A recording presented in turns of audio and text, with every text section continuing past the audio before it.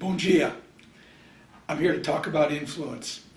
And I'm going to try in a very short time to summarize what's in two books that I did on influence. Influence Without Authority and Influencing Up. The core of influence is about exchange and reciprocity.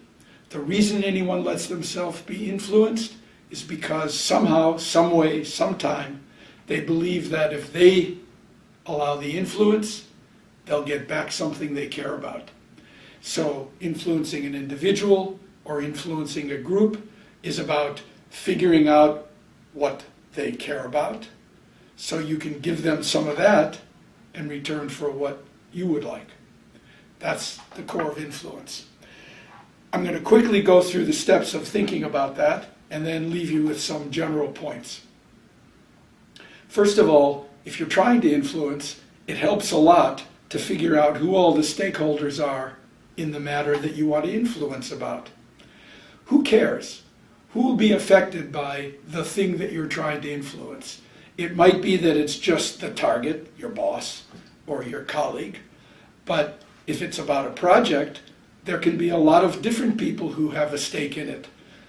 There might be senior management, there might be external groups, there might be somebody lower in the organization, it might even be your colleagues. So that's the first step. Figure out who's likely to care about it so you don't overlook them and get surprised as you go through the process of trying to influence. The next thing to do is figure out your relative power compared to the other person. If they're way more powerful than you, you're going to have to address that big power gap. If they're closer to power with you, then you can talk to them probably more freely. It'll be easier to think of what you have to offer that they might like. But it turns out, even if there's a big power differential, you often have things that are valuable to the other person. So let me give you a quick example. If you're in a job where it's your first job, or you're at the bottom of the department and you want something from your boss or a powerful higher up, you have to think about what it is that you might have that they would care about. For example, do you know things about what's going on in the organization down below that they can't see? Because often people don't talk honestly to their boss. They don't speak openly in front of superiors. You may know things that would be helpful to them. Maybe it's that you know something about the marketplace because you're more like a consumer of the organization than they are. That's a possibility. You also have something they care about. That's loyalty and willingness to be on their side. And you can convey that. It might just be that as a person down below, you can be appreciative of what they do. Often bosses don't act like they want appreciation from below, but they might well want it. So that's an important part of influence, is figuring out what's important to the other person. I talk about that in terms of currencies. Currencies is a metaphor for what somebody values. And the reason I use currencies is because those are the things you trade, just like you might trade financial currency for doing something. So how do you figure out what's important to the other party? Well, one thing you can do is try to understand the world they live in, their context in the organization. What's their job? What does the job ask them to do? Do they have to interact with a lot of people? Do they initiate on other people, or do they get people initiating on them? Like the person who runs the copy room has 1 million requests to move things up early. Other people are initiating on outsiders or telling others what to do. Is it a job that puts them in touch with the outside world, or are they far removed from other customers? Is it a job where their boss has very clear demands and expectations, or do they have a lot of autonomy? How are they measured? How are they rewarded? What are the norms of their peer group? What do their colleagues expect of them? How about the culture of the organization? What does that tell them about the right behavior? You also could look at whether they've been in the job for a long time and aren't going anywhere, or whether they're a bright meteor flaming through the organization on their way to something much higher. Have they worked outside the organization? Have they worked outside of Brazil? Or have they always been in the same job and they'll always be in the same job? Have they been in many companies or just the one that you're now in? Those are things that can give you cues as to what they might care about. But they're only cues. They don't give you the final answer. People also reveal their currencies by what they say, what they talk about. They often tell you, in fact, I believe people tell you multiple times in any 5-minute span what matters to them. It's one of the reasons why we don't often have people paying attention to us, because they're so busy thinking about what's important to them, they never notice or ask. So you listen to their language. Do they speak in military metaphors? Do they speak in gardening metaphors? Do they use sports analogies? All of that can tell you the kind of things that they probably care about. And then, of course, there's the possibility of actually asking. You can say to someone, I'd like to understand more about what you care about, because if I did, and I could help you get what you want, I know you'll help me in return. So you don't have to be secretive or manipulative. It can be an open exchange. Once you have an idea of what they want, you think about, well, do I have any of that? If I don't, could I get some? Could I find somebody to help me who's got some of it? Maybe I can make a 3-way exchange. Or maybe I can spend some time acquiring what they value. For example, one of the things they might want is specific knowledge or expertise. If I don't have it, can I get it? Can I find somebody who's willing to give me some of it so I can give it in return? Maybe they just want freed up time. Maybe they'd like to have recognition for how wonderful they are. It turns out, I think there are 5 kinds of currency. There are vision-related currencies, the kind that say we're doing something really important, we're making a difference, we're doing things right.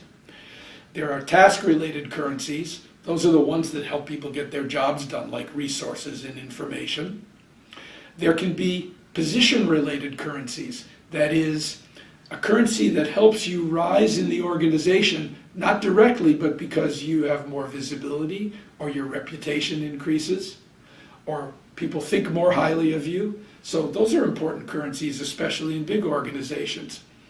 Some people are more interested in personal currencies. They want to be liked and accepted. They want people to be simpatico with them. And then there's a whole other group of currencies, everything miscellaneous together, which we could call personal currencies.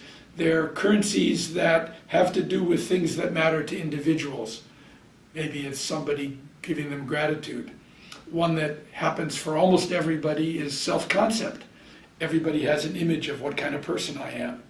Sometimes the main currency is getting affirmation that you are indeed the kind of person that you are. Sometimes that's why people do things that seem to have no payoff. Why does somebody stop for a person with a flat tire and help them change it? No money changes hands, they don't know your name, you'll never see them again. It's because when you drive away, you can say, I'm a good person. I helped with no expectation of a reward. Well, that's the reward. You confirm that you are a generous person. So, once you figure out what you have that the other side values, you can make an exchange. Now, it turns out there's a couple of things to remember. One is, sometimes people won't deal with someone they don't trust. So you may have to back off and earn trust. Or you may have to make yourself vulnerable first by giving a payoff before you ask for the return. Another thing is, the language that somebody uses or thinks in is an important currency. And to build trust, you may have to talk in that language.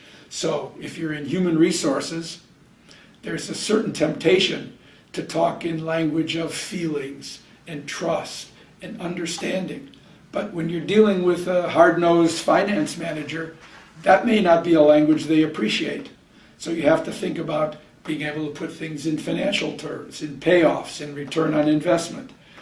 And you adjust your language to fit the language of the other person. That's just good practice for building confidence and building trust. If you only talk your language, often you don't get anywhere. And I have seen people in human resources, for example, learn to talk the language of finance, or spend time learning to talk the language of business. So instead of saying, I'm just about people and helping people, you also have to say, do I understand the business? How does it make money? What's on the minds of senior managers? What's on the minds of colleagues who may be thinking about their career and not so much about making nice with other people? Once you put that all together, you can make exchanges. So a few general thoughts about influence that go with that. First of all, the people who are most influential tend to be the people who have the most relationships in an organization. The more people you know, the more you're connected with them, the more there's at least some understanding and trust, the more chance you have to figure out how to influence. That's empirically true. A second thing is, influential people tend to do things for other people that the other people want before the influencer knows what he or she wants, or even if they'll ever ask for anything. So you create a lot of debt by doing good things for other people, by being responsive, by being connected. You can always sit down once a week with somebody you don't know at lunch and ask them what they do, make a conversation. My sense in Brazil is many people are good at making that kind of conversation. Do it a lot. Start to build the connections. Another thing that's important is to remember that while everybody's been taught the golden rule, do to other people the way you'd like them to do to you, it's not quite accurate. You have to use the platinum rule. Do to other people what they want to be done to them, not just what you would like, but what they would like. So you're always trying to figure out what's important to the other person. If you do that, you have to accept that they're entitled to want something different from you. You don't have to make them into you. You just have to get them to play. Do all those things, and you'll have more influence. And don't forget, your reputation matters. That's what helps build trust. Don't do things to people in organizations that make them want to retaliate, because even if they're lower than you, everybody comes back in organizational life. And you don't want the way that they make an exchange with you being they think of some punishment to give you, hurt your reputation, not give you what you want just because you've been nasty. So build the relationships and you can have more influence. Obrigado.